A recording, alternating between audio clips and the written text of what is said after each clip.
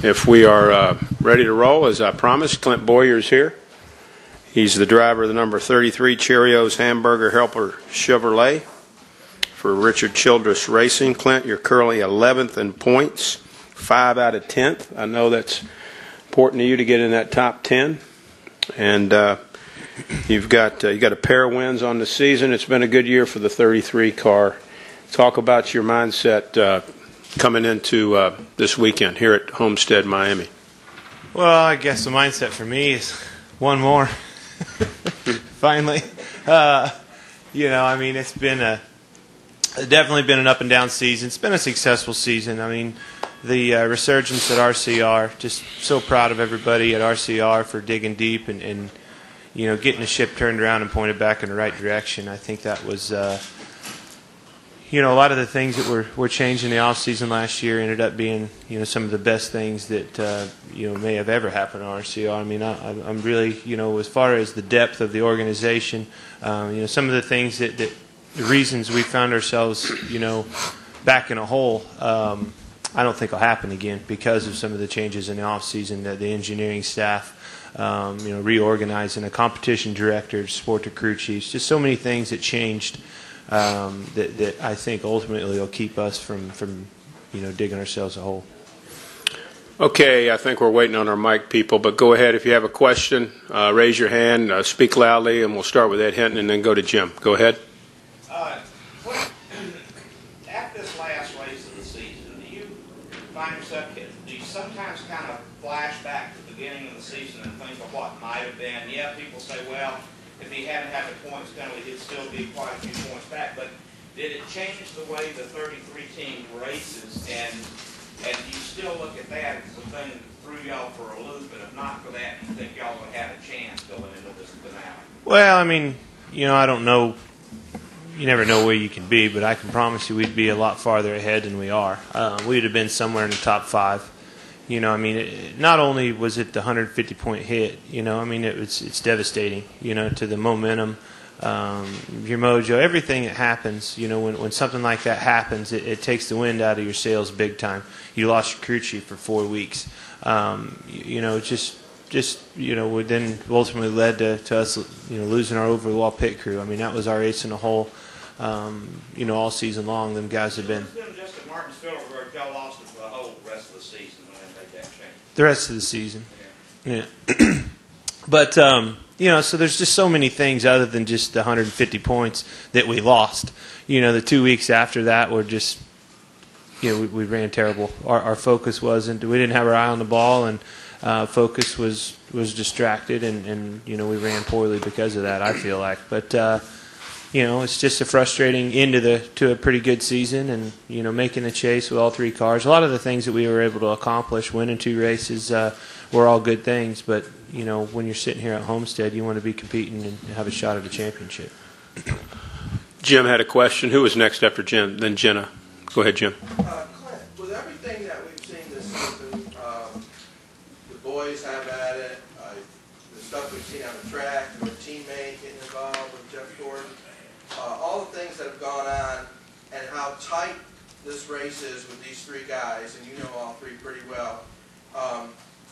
Is there a potential here for somebody to end up Sunday with some hurt feelings or maybe something worse?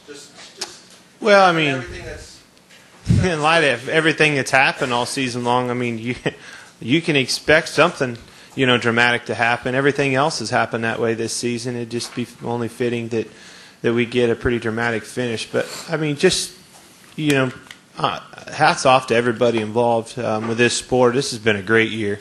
I mean, you can't take that away. It's been great racing on and sometimes off the racetrack. There's just been so many great things this year that, that are positive things and that makes me feel good about being a part of this sport. Great racing on the racetrack, some altercations, some emotions, everything that a fan likes to see in this sport we've seen this year.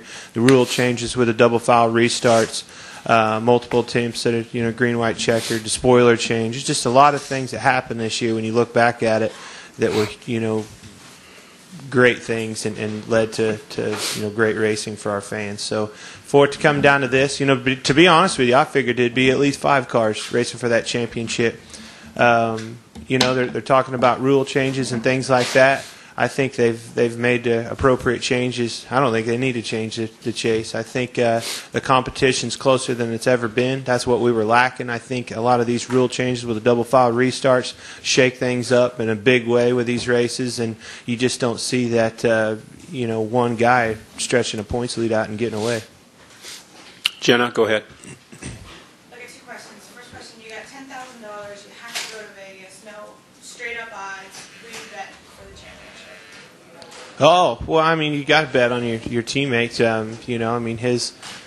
His odds are a little less, but usually they pay better. That's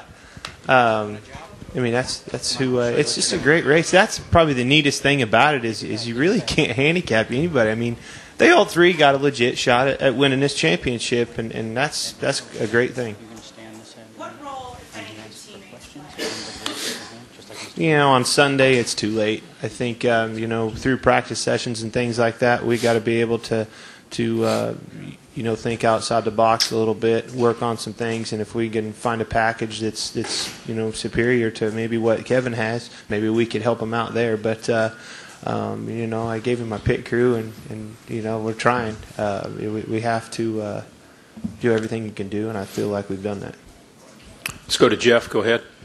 Scene Daily, Jeff Owen, SceneDaily.com. Clint, what have you guys, you obviously finished the season really strong. What have you guys learned that you think will carry over to next season, and are you more optimistic now going into next season than you might have been earlier this year? Well, it's kind of funny. You think about this season, how things started, and even the last season, how bad of a season it was. The last 10 races, we were back to running well.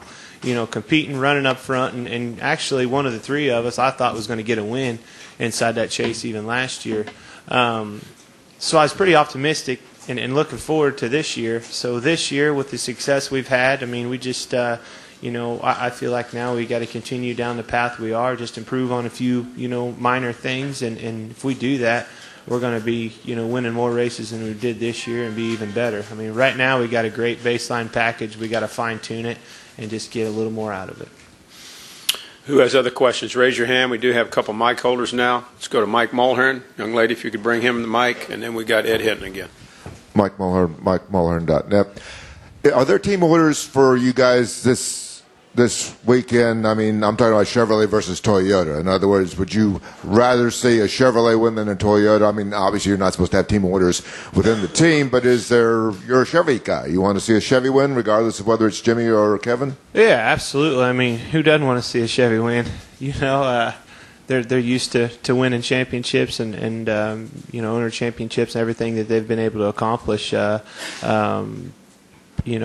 manufacturer championships, sorry. But I hope Chevy wins. It better win. Well, you got to do anything to help them.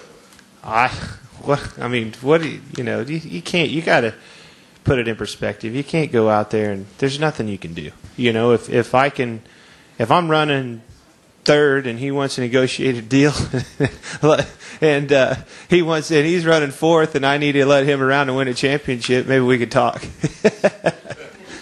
Go ahead, Spotters Ed. might be busy. Go ahead, Ed. Ed Hinton, ESPN.com. Clint, to follow up a little bit on losing your pit crew, etc. A lot of multi-car teams, when they go into a chase and one falls behind like that becomes almost the R&D car. They don't get exactly the same stuff. They don't work the same way as the contenders. Did y'all fall into the category of y'all were working to do things to help the 29 or maybe run things to test? Well, I mean, you got to realize all the technology that's in all 3 of those cars all come from the same office, the engineering side of things, and you take what they learn, what they give you, and you try to make the best of it, and certainly that's what we do. So you got to remember that the baseline, key components of your setup, your package, come from the same place. It's what you do, how you put the pieces of the puzzle together that make up the difference. So I don't think that, I'm not trying anything different. I'm just trying to like I said, put the pieces of the puzzle of the package a little bit different, maybe better. And if you can come up with a better package, you owe it to your teammate to try to help them out. That's how you help a teammate. Have you helped with the 29 out on any setups the last 6-8 races? We've worked on some things for sure. I mean, Texas, we were a little bit better. I mean, you'll always do that. Not just in a chase, format. That's what got us all 3 cars in the chase, is working together.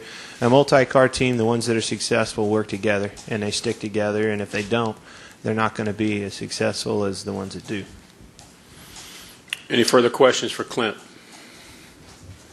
Well, Clint, as I alluded to earlier, you've had a very, very good season. You've certainly put on a great performance for us this year. And as I mentioned to you last night, you did a good job at the Zach Brown Band concert, too. Thank you. Right, good luck this guys. weekend. Enjoy Bye-bye. your off-season.